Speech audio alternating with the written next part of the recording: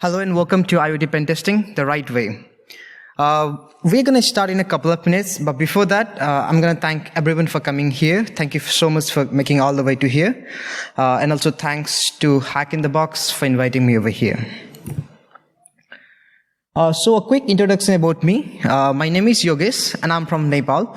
I do work as a cybersecurity analyst for Tata Consultancy Service India with my primary research areas on IoT security, hardware hacking, and mobile application security. Apart from security stuff, I love to build and play with robots. I build robots for fun. And if I'm not working in security, or in particular, if I'm not working with computer, I do ride bikes, super fast bikes. Also, feel free to follow me in Medium. I do sometimes write about my findings, cool stuff on IoT, and sometimes I write about machine learning stuff as well. I'm on Medium as medium.com/Yogesh Ojha. But before we get started, this is a short disclaimer. This talk by no means is an exhaustive talk in the IoT security. Instead, this is a one-on-one guide to help you get started in IoT security. Also, if you're somebody with prior experience in hardware hacking or IoT security, then probably might be you're at the wrong place. There's very little you can learn from this talk, as I intend to spend a lot of time talking about the basic stuff and getting started tips. Also, if you're somebody venturing into IoT space, then yes, you're at the right place. So let's look into the today's agenda. What am I going to talk here? You'll get to understand the basic background, technology, and the evolution of IoT. After that, I'm going to talk about the basics of IoT security, then followed by the trends in IoT security, and then we will look into the attack surface. This is where I'm going to spend a lot of time talking about the attack surface, mapping for the IoT device. Also, the common vulnerabilities that we can find in the IoT components, each of the IoT components. So let's get started So a quick definition of what is Internet of Things. The Internet of Things is basically the network of physical objects, device, building, vehicles, and other items embedded with electronics, software, sensors, and network connectivity that enables this device to interact with each other and produce a huge amount of data that makes sense. If I have to say that in layman terms, an IoT is a device that is connected to internet irrespective of its computational power, price, and the size of the device. Many organizations have given their own version of definitions for IoT. There has been a lot of names for IoT. Some call it Internet of Things. Some may call it as the Internet of Everything. But you can call it whatever you feel like, as long as the device is connected to internet and transmits some data, and the decision is made based on the data transmitted. Many organizations have given their own version of definition for IoT. So let's take this example from the Wikipedia. So it says the Internet of Things is a system of interrelated computing devices, mechanical and digital machines, objects, people that are provided with unique identifier and ability to transfer data over a network without requiring human-to-human interaction or human-to-computer interaction. Similarly, your IBM and Gartner also has their own version of IoT. But at the end of the day, IoT consists of a hardware, a software system running on top of an embedded CPU, a mobile application probably running on iOS or Android, an API is hosted in cloud, and a web interface, just like a router's web console. These are the core components of IoT. So that's how basically it works. The mobile app or the web console talks to the IoT via cloud communication, and the communication is bidirectional. It can be bidirectional. The device then continuously sends data back to the web console or the mobile application. The console may also have a fancy dashboard with all sort of information displayed about the sensor data and the decision made and all this sort of stuff. But if you see the things, also known as the things on Internet of Things, the devices that we have is a lot more. You now have got a smart refrigerator, you now have smart locks, and you even have smart guns, and you even have these tiny little fitness trackers, internet-based cameras, coffee makers, whatever you name it. There's a huge long list of these IoT devices. You even have these pacemakers and all this sort of stuff. Now, if you look at all of these devices, they have something in common. They are all connected to internet. They all have embedded tiny little CPU inside it. They all probably have a web console or mobile application, and they all probably will have APIs hosted in the cloud services. Many of the IoT devices that I have listed here also have something scary in common. Most of these devices do not implement the authentication, do not implement the basics of security, they do not have basic hygiene in security, absolutely no encryption and no update mechanism. And sometimes these are very scary in nature, like the one that you see pacemaker here. Back in 2017 at DEF CON, these wearable implants pacemaker used for the people which have slow heart rhythm was found to have weakness in the transmitter, allowing potentially the hackers to change the pace, deplete the battery, and even shock. So in other words, that's death. So which of course is not the right thing. The Internet of Things has enabled many amazing applications, but at the same time, it also has created a number of risks associated with the information security. Several attacks has been made on IoT device recently. Literally, most of the IoT device could be rather called Internet of Threats rather than Internet of Things. These things have now become a problem and are being exploited by the attackers. One of the few examples, few among many examples, is those baby monitoring systems, paid feeders, your smart light bulbs, and all sort of devices out there. So I remember doing the testing for one of the famous companies, light bulb. What was really fun there? The vendor did not have any authentication for pairing the mobile application and the light bulb. So any communication that is happening from your mobile application to the smart light bulb was completely on the plain text. And on top of that, it didn't have any authentication. And it let your neighbor next door to control the turn on and off the light. So the vendor thought it would be really cool for your neighbor to do that, do that. Well, in this case, the attack makers are very little or no harm, but turning them into the botnets and doing much more would be really possible. So now if you look at the IoT from a security standpoint, IoT has now become a big maze full of fails. There are, of course, many more examples in IoT security fails. One of the very famous IoT security fails that made the big news is probably the Mirai botnet. The Mirai botnet took the advantage of IoT device in a simple but clever way. It scanned big blocks of internet, open telnet ports, then attempted to log in default passwords. In this way, it was able to create a mass bot of botnet armies. Now, if you look at the infection, in the first few hours, less than 20 hours, it had 65,000 infection. And the impact it had was a DDoS of 650 gigabits per second. It's a pretty large amount of data that was being sent. And also you get to see all sort of these news that IoT devices are getting hacked and all, they keep on happening. So, I really have a funny analogy here. Many vendors, companies, and people believe that IoT security means device security. That means if a device is enclosed with a plastic or metal case, your device is secure, because why not? It prevents from an external attack, right? At the end of the day, you have protection from external attack. This plastic enclosed or metal enclosed case preventing them. That's what most of the vendors think, by the way. Looking at the current IoT security problem, I think I see the vendors as a culprit. Many times when I do this testing for the IoT devices, we uncover the basics of the basic security problem. Absolute no hygiene maintained, security hygiene maintained.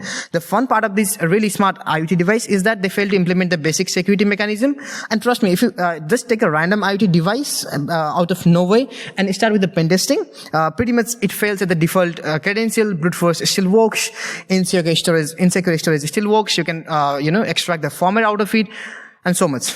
These vendors have together failed to implement even a basic security mechanisms. Either vendors are lazy enough not to implement even the basic security mechanism, or either they are too lazy to implement that. It could be because they're too busy advertising about the smartness of the IoT device. But keeping the jokes apart, these vendors have to release these devices early in the market. They have the huge competition on who is releasing the market product in the market very early.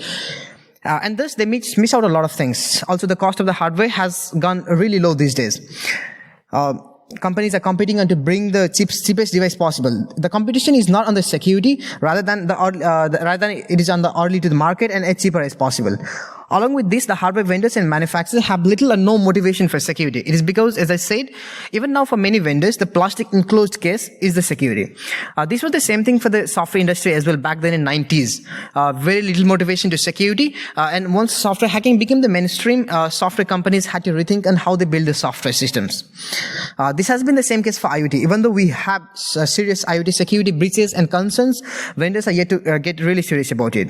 And also, they have this very common bugs, such as the processes most of the time run as a root, a device lacks the secure storage, and sometimes they even expose the Wi-Fi credential over the year, an out-of-date kernel, and all these sort of steps, they are still prevalent. Now, once we know the current IoT security problem, let's get into the attack vectors and the scope of the IoT testing. So I'm kind of brief about the IoT security for beginners, but when we talk about the IoT security, we do not talk about just the IoT device specifically. There are usually a multiple device attached to an IoT. This could be a client, it could be a web console, just like a router's web console, or maybe a mobile app that talks or listens to the mobile app. Quite often, you will have the cloud as well. This could be this is a cloud communication between cloud and the device and the cloud, even the client to the cloud and the cloud to the client. It could be bidirectional anyway.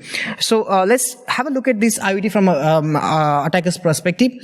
Generally, when you get a device, it begins from the reconnaissance without opening up the device.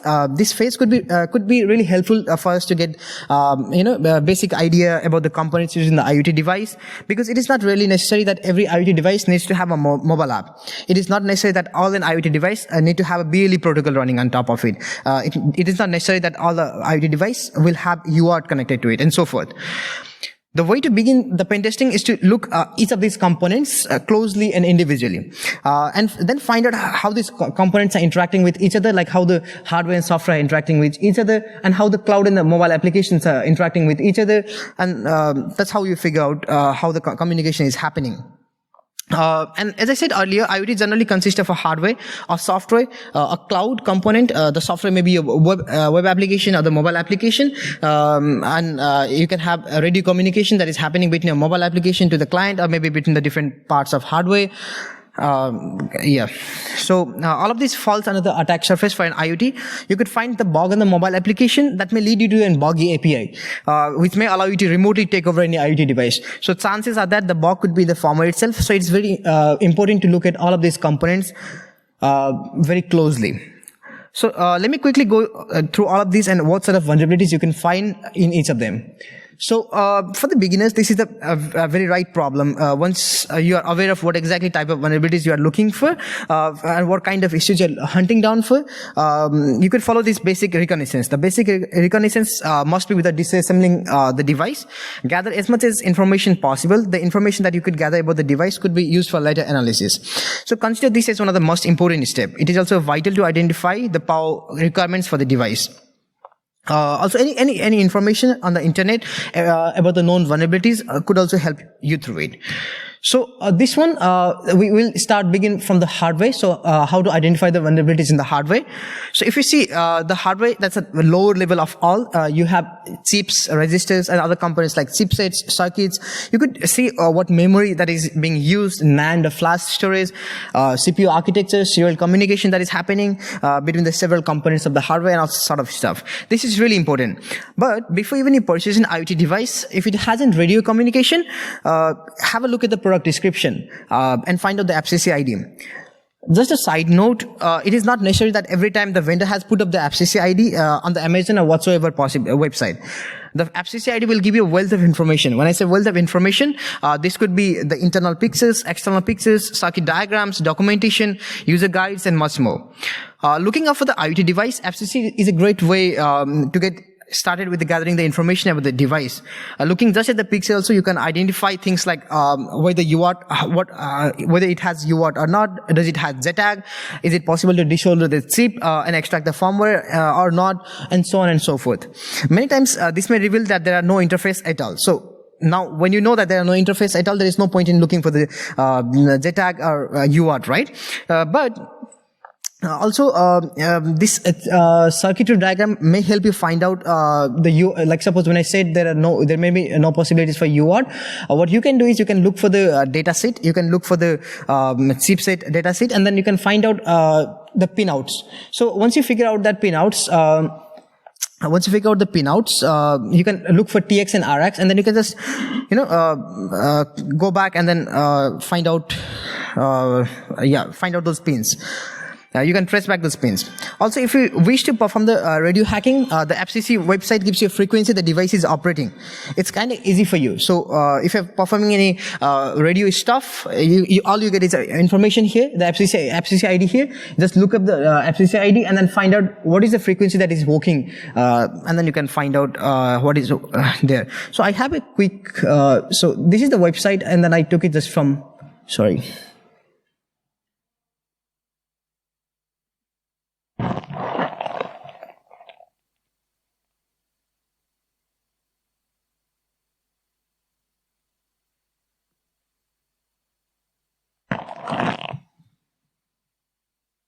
So just a moment, sorry.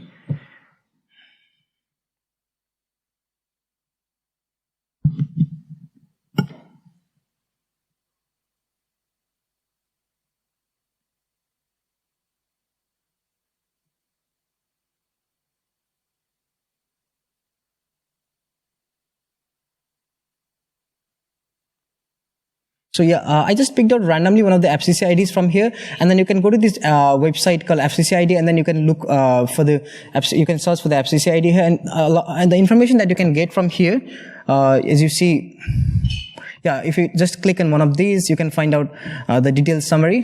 Okay. Here you can find out the external pictures, internal pictures. If I go to the internal photos, you can see the circuitry diagram. So it is not really necessary for you to open up the device. You can find out all sort of internal circuitry pictures over here.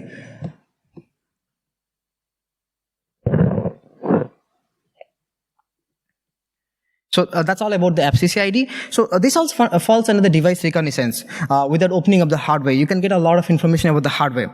So what about disassembling the hardware piece? So also sometimes the pin of the chipset cannot be accessed without desoldering the chip from the motherboard. For instance, to dump the content of a flash chip using an SPA, the chip might need to be desoldered from the motherboard in order to solder it to an external adapter with a connectable pins. So that's how generally you do it. So one of the very basic things that you can do with the hardware is the UART exploitation. UART stands for Universal Asynchronous Receiver and Transmitter. This is generally used by hardware manufacturers for debugging purpose. If you're looking for UART pins on a hardware device, it is generally it consists of 4 pins, that is VCC, GND, TX, and RX. So your VCC is a voltage, GND is stands for ground, and TX and RX the transmitter and receiver pins. All you can do is find out these pins and connect it using any USB to TTL converter, just like the FDI cable. You can even use FDI cable for this. And also you should note that it is not always necessary that all these pins are labeled. It may not be on the PCB at the same place. So what you need to do is you can, so in order to grab these TX and RX pins, you can grab the multimeter and look for the pin outs. So once you know the pin out of the chipset, look for the TX and RX pin and the chipset, and then trace back the circuit that is being used. Trace the circuit where it leads to, you might find out the TX and RX. Also, it is very easy to identify TX and RX in case you forget or messed up with these pins. Since the transmitter is always transmitting the information, there's going to be a change in the current in one of the pins from multimeter. So what you can do is you can connect one of the pins to the GND and another pin to the suspected TX and RX. So you can monitor the change in the electric current. So you can find out as soon as, so you can reboot the device, and as soon as it starts transmitting the information, it's going to spit out a lot of information, as well as there is going to be a fluctuation in the voltage, and the receiver just remains zero. Receiver is not going to receiver is not going to output any change in the current, because it's just in a sleep mode.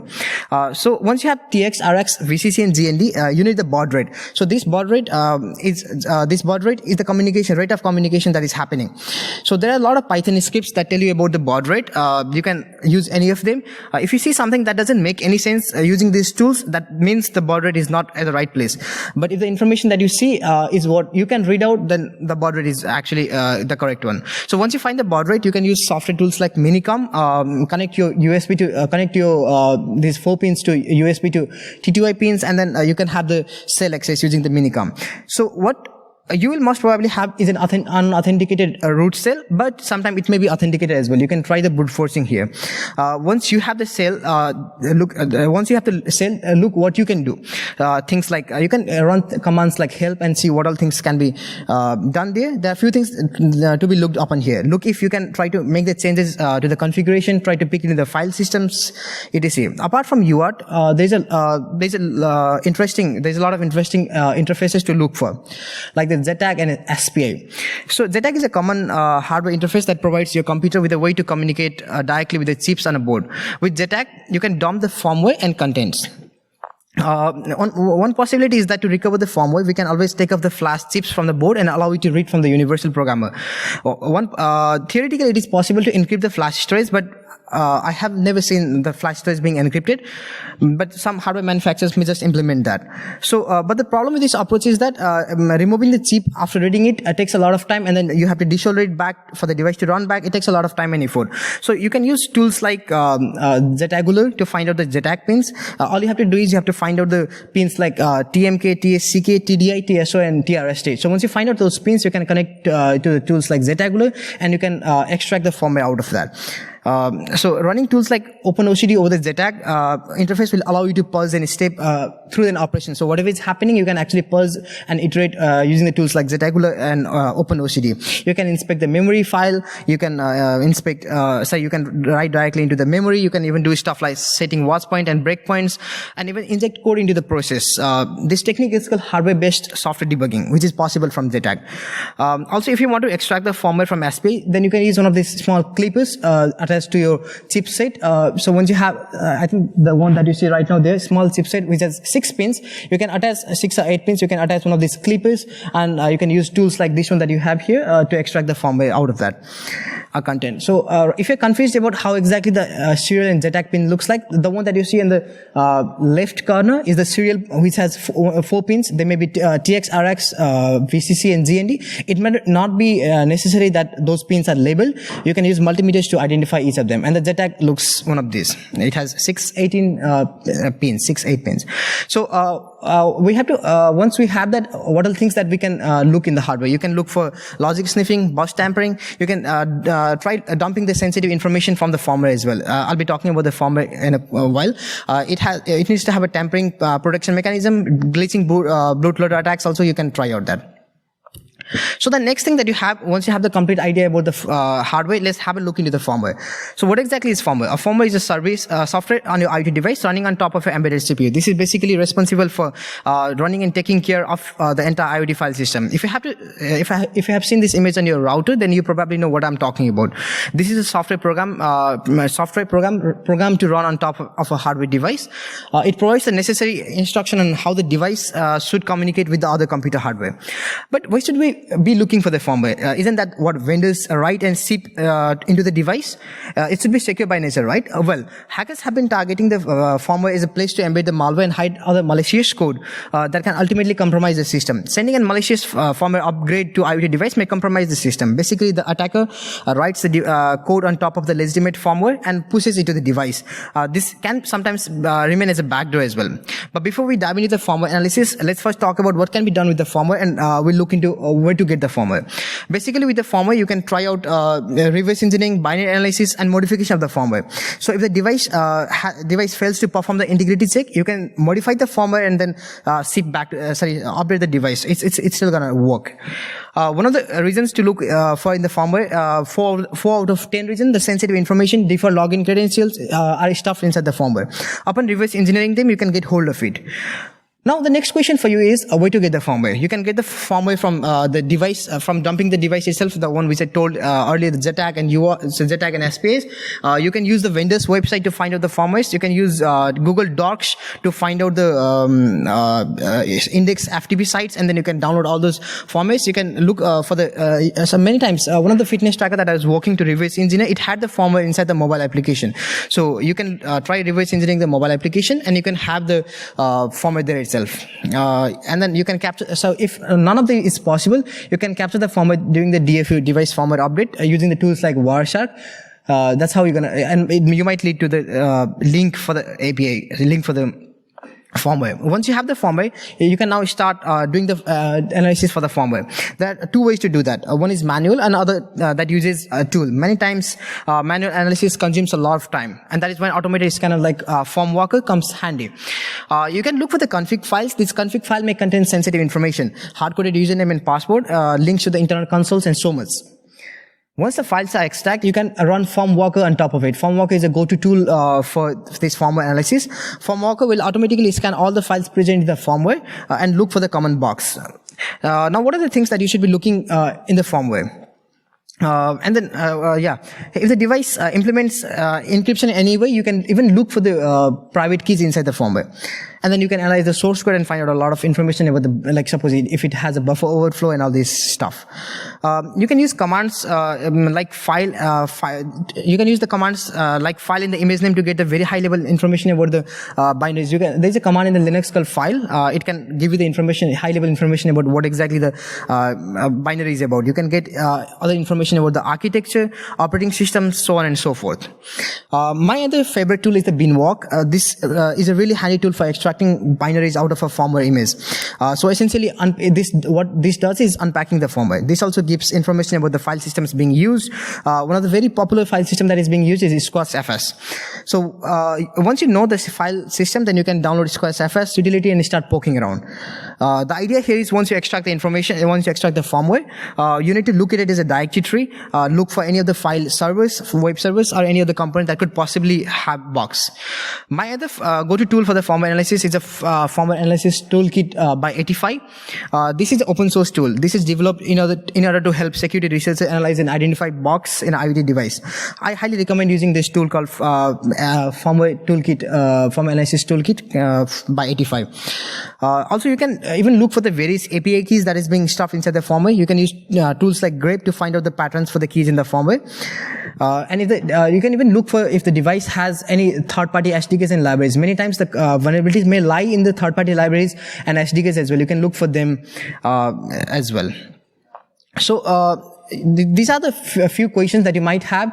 Like suppose, can I emulate the firmware? So you don't have the device, but you have the firmware. So can I emulate that? Yes, you can always use the tools like QEMU and CS2 to emulate the firmware. So even if you don't have the device with you, you can pretty much emulate everything like a firmware. You can do stuff like network analysis and almost everything like a real device. Just go for it. You can even look for the next question that you might have is, can I modify the firmware? So yes, you can use the tools like FormModKit, FMK, and then once you modify the firmware, check whether if the device has a firmware integrity check or not. So if it doesn't have a firmware integrity check, it accepts the firmware.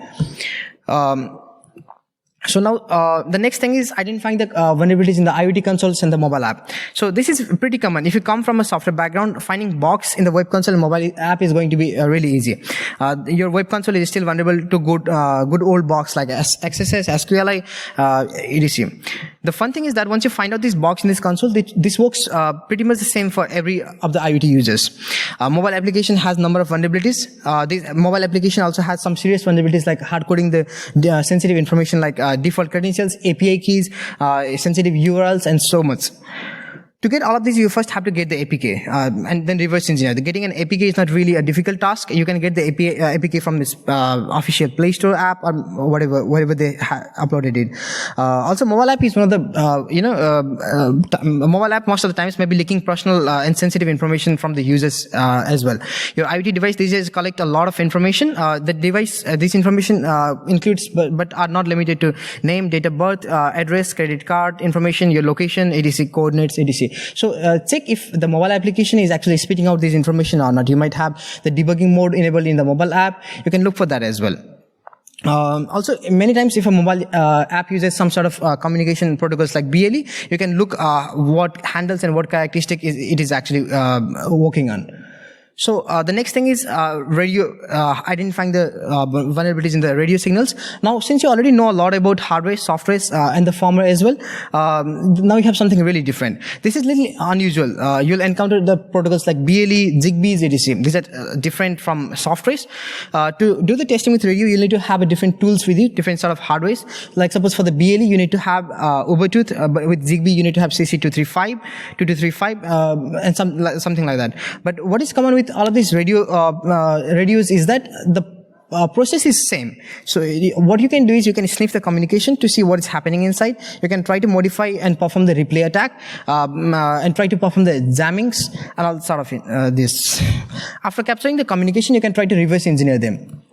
So identifying the issues in BLE. So this was one of the research that I had done a couple of months back. So this was one of the fitness tracker that I used to hack. So what is the problem with this BLE communication is that most of the BLE communications are in the plain text. So There is absolute no encryption. The hardware manufacturers do not have the integrity check in the firmware. So I was even able to upload the firmware. So if you're interested in looking for this BLE hack, you can go to this link and then you can look how this BLE attack was launched. So if you want to sniff the BLE packets, you can use tools like Ubuntu, which is really expensive. It costs somewhere around $100. You can use this Ubuntu.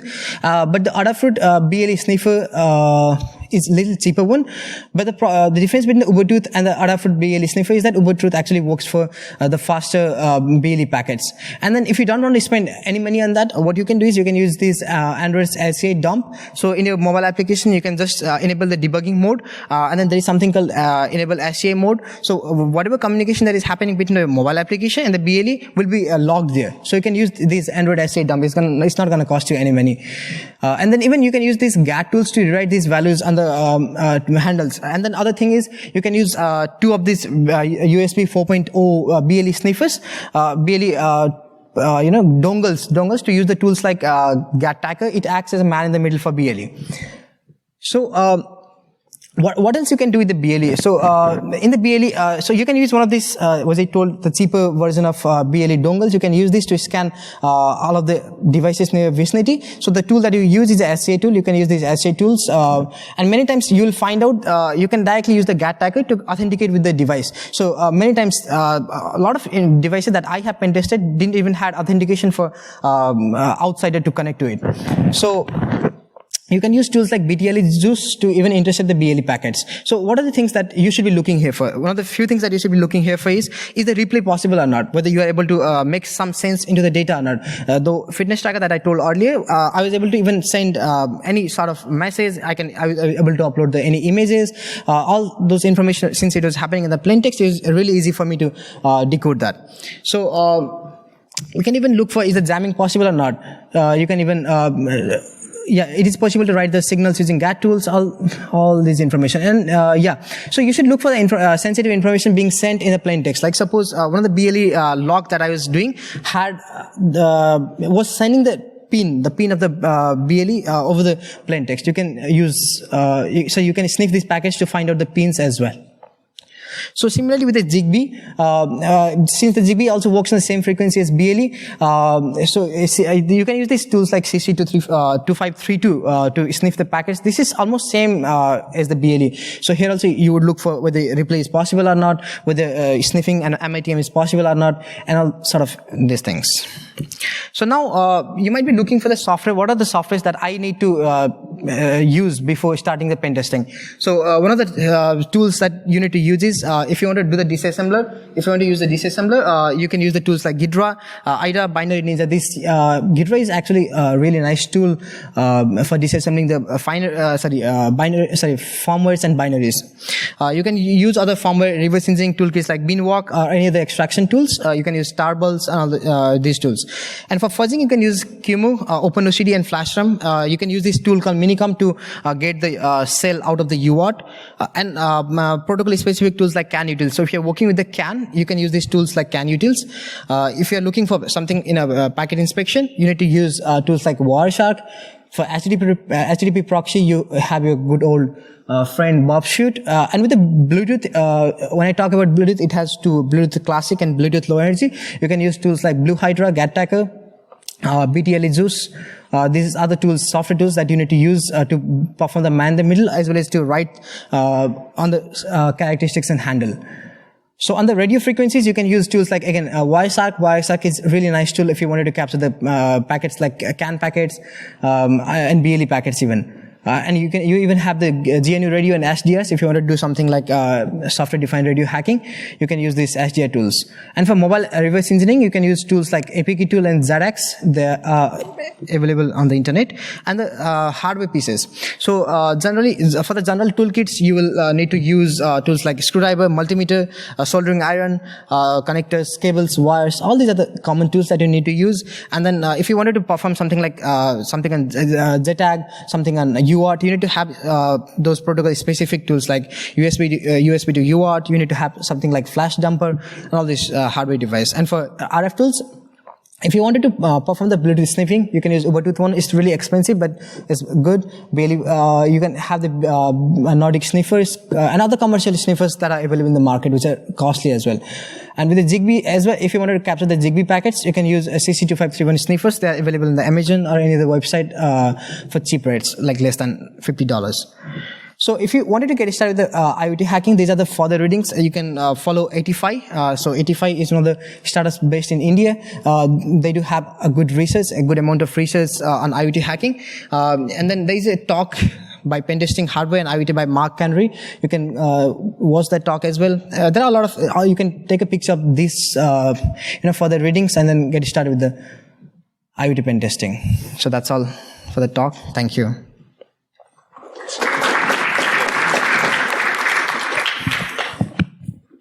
Thank you very much. Are there any questions from the audience?